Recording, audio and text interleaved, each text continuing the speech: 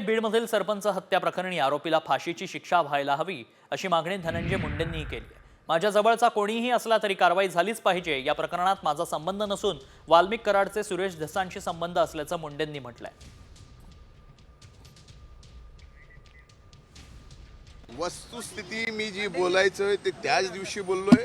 त्यांना पूर्णपणाने सांगितलंय की यात कुणीही असेल त्याला सोडायचं नाही। ज्यांनी कुणी केलंय, ही जी हत्या करणार आहेत, ज्यांनी कुणी केलंय, निष्पन्न झाल्यानंतर त्यांना सुद्धा फाशी दिली गेली पाहिजे। या सर्व गोष्टीच्या या मताचा मी आहे।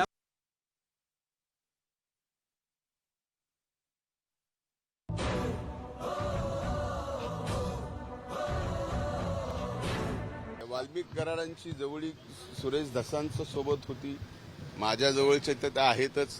त्यांच्यावरती जो गुन्हा दाखल झालेला आहे त्याची चौकशी पोलीस या ठिकाणी करते आणि त्या ठिकाणी तीही अतिशय पारदर्शकतेपणाने चौकशी झाली पाहिजे या मताचा मी आहे। त्यामुळे शासन कुणालाही पाठीशी घालत नाही। खुनाचं जे प्रकरण आहे ते भयंकर आहे।